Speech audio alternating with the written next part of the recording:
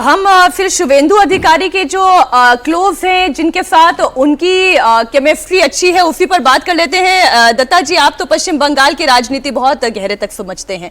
वो कौन कौन से नाम हो सकते हैं, वो कौन कौन से ऐसे चेहरे हैं जिनके साथ शुभेंदु अधिकारी की केमिस्ट्री बेहतर है?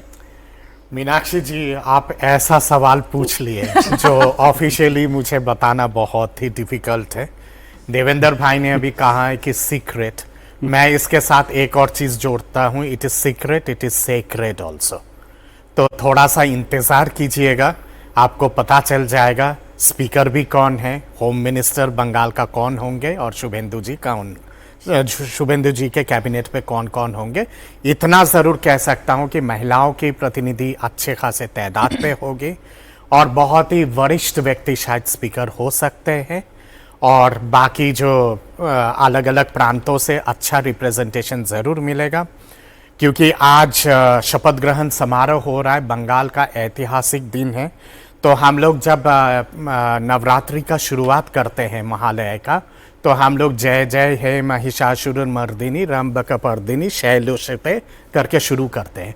तो ये शैलसुते जो है ये ममता दीदी के लिए है, और मेरा तो गुजारिश भी रहेगा ममता दीदी जी से कि आप जाइए ढाकेश्वरी, ढाका बांग्लादेश, और कुछ महीने के लिए जाके वहाँ से पश्चाताप कीजिएगा और प्रायश्चित कीजिएगा, शायद आपको सद्बुद्धि मिल जाए। देखिए, आज तो ममता दीदी को इनविटेशन भी है। अब वो आएंगी या नहीं आएंगी तो उनकी बॉडी लैंग्वेज कैसी होगी, इस पर सभी की निगाहें रहेंगी, क्योंकि जिस तरीके से तेवर उनके रहे हैं रिजल्ट आने के बाद, वो तेवर बता रहे हैं कि ममता बनर्जी कह रही है कि मैं हार तो मानूंगी नहीं। उन्होंने तो इस्तीफा देने से भी हालांकि इनकार कर दिया था। वो तो ये कह रही है बार बार कि उनकी नैतिक तौर पर जीत हुई है। रांची जी, कैसे आएंगे वो शपथ ग्रहण पे, क्योंकि अभी भी ट्विटर हैंडल से उन्होंने वो हटाया नहीं है, सीएम वेस्ट बंगाल। ममता दीदी तो सारेआम कह रही है कि इंटरनेशनल कोर्ट ऑफ जस्टिस पे जाएगी जस्टिस पाने के लिए। मैं तो कहूँगा कि इंटरनेशनल कोर्ट ऑफ जस्टिस क्यों दीदी, आप बांग्लादेश सुप्रीम कोर्ट जाइए ढाका, और वहाँ पे जाके भी गुहार लगाइएगा जस्टिस के लिए। और जितना भी आप करें और किस तरह का भी नौटंकी आप करें, आपका ये नौटंकी अब और चलने वाला नहीं है। बंगाल के जनता ने आशोल परिवर्तन किया है, और आशोल परिवर्तन में आपका जो नैया है ना, वो तरी पार हो गया है। मुर्शिदाबाद के उस साइड पे पद्मा नदी पे जाके बह गया है। सर देखिए, आपने कहा कि मैंने सवाल मुश्किल पूछ लिया। एक अंदाजा लगाना तो ये हमारी जिम्मेदारी भी है और ये हमारा हक भी है। इसलिए कुछ नाम जो हैं, जो लगातार चर्चा में चल रहे हैं, देवेंद्र जिन नामों पर हमने लगातार बात की, अमिताभ जी आपसे भी जिन नामों पर लगातार हमने चर्चा की, उनमें एक नाम था निशित प्रामाणिक का, एक नाम था अग्निमित्रा पॉल का। तो ये तमाम नाम जरा मैं पीसीआर से निवेदन करूंगी सर हमारे चैनल पर चला दे दर्शकों के लिए।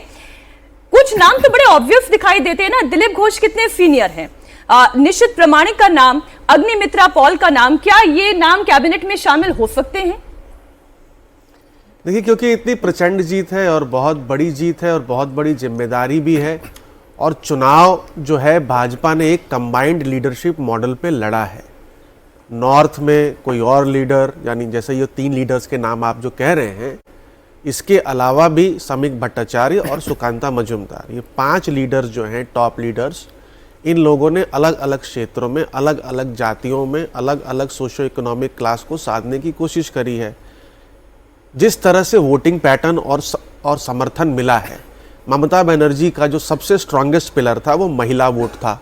अब महिला वोट इस बार अगर वोट वाइब का ट्रैकर सर्वे देखेंगे तो उसमें बीजेपी को ज़्यादा मिला है ममता बनर्जी के कंपैरिजन में। तो यानी महिलाओं का रिप्रेजेंटेशन होना चाहिए, अच्छी खासी संख्या में होगा जैसा सर कह रहे हैं। उसके बाद आप आ जाइए, अगर जातिगत बात भी करें तो SC ST का समर्थन हिस्टोरिकली बीजेपी को मिलता रहा है, मटुआ समाज का। तो मटुआ समाज से भी एक रिप्रेजेंटेशन अच्छा हो सकता है। एक नाम मैंने आपको कल बताया था, शायद असीम सरकार उनका नाम है, शोभा ठाकुर भी हो सकती हैं। और ST समाज जो जंगल महल क्षेत्र है, वहाँ भी लगभग आपने दिखाया था कि 16 में से 16 ST सीटें बीजेपी जीत करके आई है, तो वहाँ से भी रिप्रेजेंटेशन होगा। OBC समाज से खुद दिलीप घोष जी आते हैं। तो ये सब मतलब सारे समाजों का एक जो बुके है वो हमको देखने को मिलेगा इसमें। सीक्रेट ये सेक्रेट देवेंद्र,